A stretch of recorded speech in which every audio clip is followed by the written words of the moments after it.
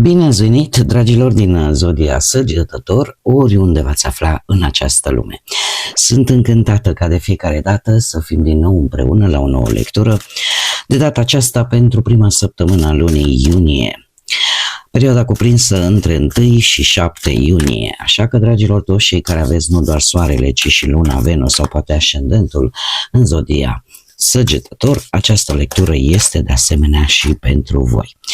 Ca de fiecare dată vă readuc aminte, este totuși o lectură general colectivă, așa că vă rog să luați decât ceea ce va rezona cu voi. Dar înainte, desigur, de a începe lectura, vreau să le mulțumesc din suflet tuturor celor care sunteți în permanență aici, care mă susțineți prin fiecare comentariu, fiecare gest de apreciere și fiecare gând bun care vine din partea voastră, așa că mii și mii de mulțumiri tuturor. Celor care sunteți poate pentru prima dată aici pe canal, vă urez bun venit, iar dacă la finalul lecturii simțiți că ați rezonat sau pur și simplu v-a plăcut, nu uitați să vă abonați, dragilor, este gratuit și în felul acesta nu veți pierde niciuna din lecturile mele. Desigur, nu uitați de like, hype, super like, instrumente puse la dispoziție de YouTube, tocmai ca voi să vă puteți exprima sprijinul și aprecierea față de acest conținut. Și acum, dragilor, haideți să vedem care este energia voastră în această primă săptămână de vară, îmi cer scuze, de iunie. Și avem un al 5-lea ciclu solar, dorința. Dragilor, se pare că sunteți foarte motivați, vă dați seama cam care sunt adevăratele voastre dorințe, înțelegeți care sunt valorile voastre la nivel personal și începeți să priviți un pic mai sincer ceea ce vă doriți cu adevărat. Începeți să aveți răbdare atunci când construiți lucruri importante în viața voastră. E posibil ca câteodată gelozia sau comparația cu ceilalți să-ți arate de fapt ceea ce îți lipsește sau ce ții în interiorul tău. Acest sentiment, această emoție poate arăta un semn foarte clar al direcției pe care tu o dorești pentru tine, încotro vrei tu să te îndrepți. Posibil pentru unii dintre voi ca această comparație cu ceilalți, o nemulțumire permanentă, să vă aducă niște dorințe confuze și să nu vă dați seama de fapt că comparându-te cu ceilalți te deviezi cumva de la ceea ce tu îți dorești cu adevărat. Pentru că te preocupă foarte mult cum arată celălalt, ce face celălalt. Și lucrul ăsta te poate aduce o stare de confuzie. Și în loc să stai să urmărești scopul tău real, cel de care tu ai nevoie, urmărești un scop care nici măcar nu ți aparține sau nu aparține sufletului tău. Și aici trebuie să aveți un pic de grijă. Așa, per general, eu aș spune că e o săptămână în care voi ați putea să vă descoperiți până la urmă de ce aveți nevoie cu adevărat în viața voastră și nu de ce obțin alții. Bun, haideți să vedem ce ne spune tarotul. Ce vine pentru dragii mei din Săgetător în săptămâna 1-7 iunie? Atât pe plan profesional, financiar sau sentimental.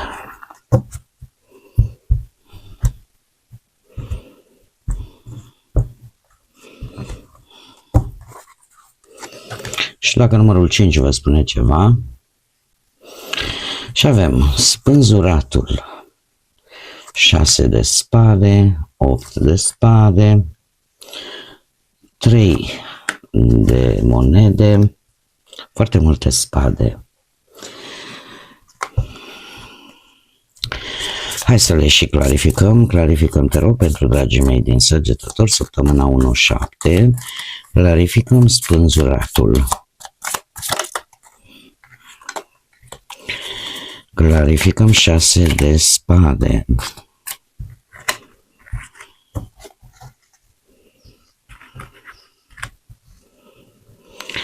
Clarificăm 8 de spade. Clarificăm 3-ul de monede.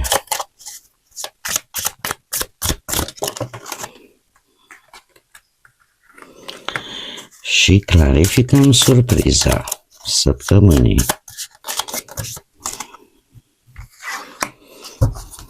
Bun. Haideți să începem cu partea asta a muncii.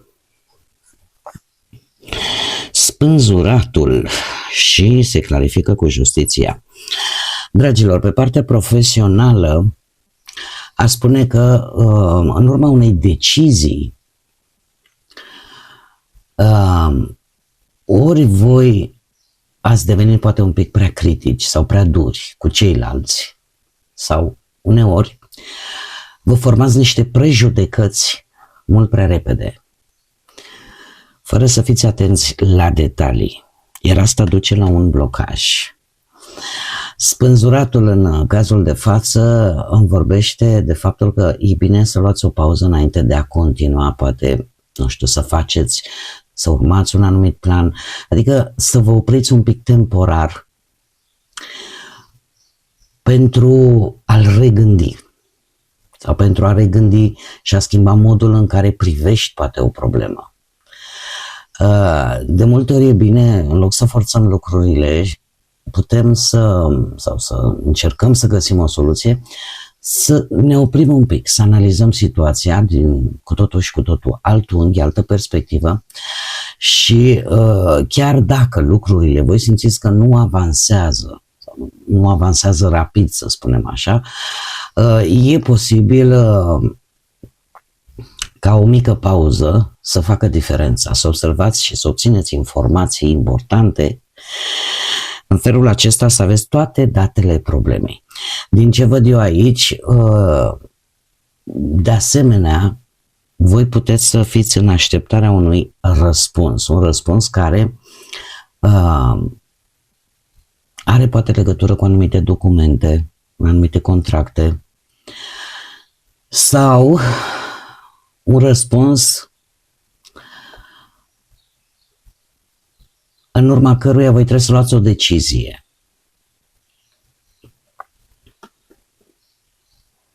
Nu știu dacă ați avut ceva conflicte la locul de muncă. Cert este că e bine în această săptămână să nu vă formați prejudecăți. Să nu vedeți, cel puțin pe plan profesional, să nu vedeți decât aparențele sau să vedeți decât ce vi se arată, fără să știți ce se află în spatele situației, în spatele problemei. Este o săptămână cu spânzuratul aici în care a te opri un pic și analiza mai bine situația sau a o privi dintr-o altă perspectivă chiar poate să vă fie de folos și chiar vă poate ajuta, mai ales dacă este de luat și vreo decizie importantă referitoare la cariera voastră profesională. Acum, pe partea banilor avem un 6 de spade. Un 6 de spade care îmi vorbește de o ușoară stabilizare, o rezolvare poate unor mici probleme financiare sau chiar o recuperare de niște bănuți. Ori poate apar pur și simplu schimbări care nu rezolvă toate problemele, dar ceva acolo se rezolvă. Da? Așa că trebuie să rămâneți destul de atenți și eu aș mai spune că posibil să apară și noi șanse de a face bănuți. De unde vin toate aceste lucruri? Avem un cavaler de bâte, zodii de foc, berbec, leu și ca și voi Săgetător, un 5 de bâte, un nas de bâte, un cavaler de cupe, zodii de apă, rac, pești, scorpion și un 4 de bâte. Dragilor, din câte văd eu aici, pe partea bănuților, orică ați avut ceva cheltuială pentru un eveniment, în colaborare poate cu cineva,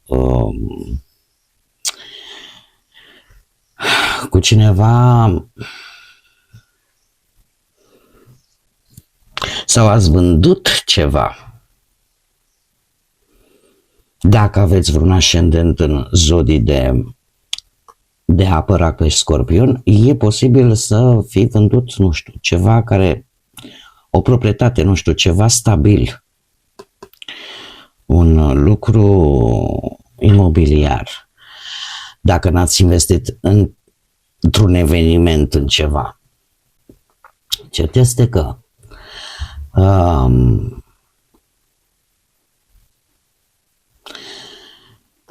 a fost ceva un pic și de suflet, aș spune, lucru care v-a adus acest as de bâte,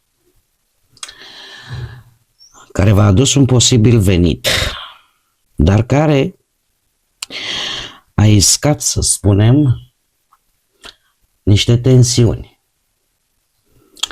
A iscat niște tensiuni și niște situații în care a trebuit să vă mișcați foarte rapid și foarte strategici.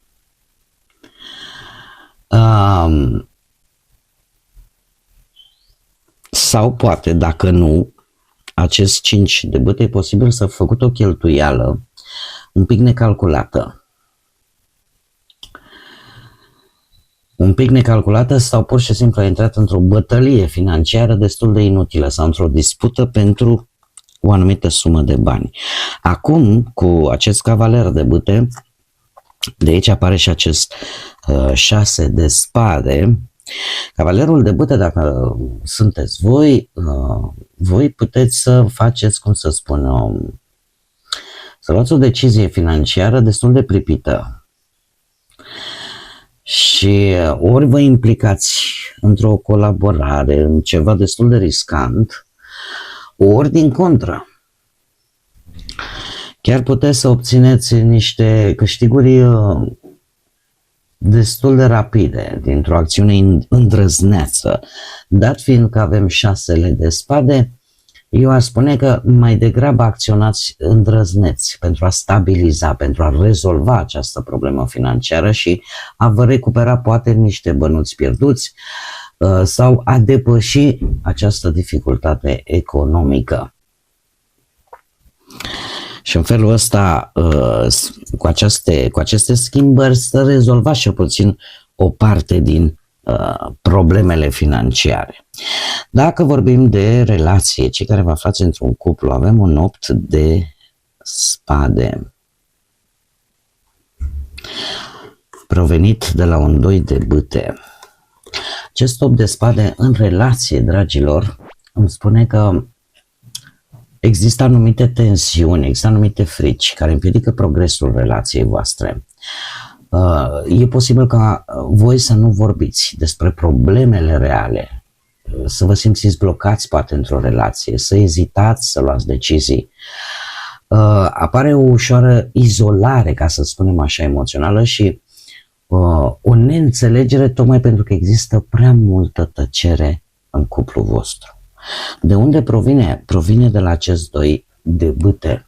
Un 2 de bâte care îmi vorbește de a analiza poate excesiv fiecare pas al relației, a crea o anumită tensiune. Voi deveniți cumva parcă prea rigizi și înfrânați oarecum spontaneitatea în relația voastră. Acum, posibil să nu fiți voi, să fie perechea voastră, pentru că sunt totuși vorbim de două energii. În cazul acesta, unul dintre voi rămâne blocat într-o realitate care e posibil să n-aibă nimic de văzut cu ce este în teren. Optul de spade ne vorbește foarte mult de o limitare, de o captivitate mentală, de o teamă, de o iluzie, de o lipsă de perspectivă. E ca și cum ești într-o situație în care te simți blocat și îți impui singur anumite restricții, anumite limitări, care în mare parte sunt mentale. Ideea ar fi să vedeți un pic mai clar situația, să încercați să ieșiți din acest blocaj, pentru că de multe ori mintea ne poate juca feste. Și acest 2 de bâte, de fapt, este o teamă din a ieși dintr-o situație care are legătură cu cuplul vostru. Poate teama de a ieși din cotidian, din obișnuință, de a face lucruri noi. Ceea ce este, dacă mă întrebați pe mine, este destul de rar pentru voi.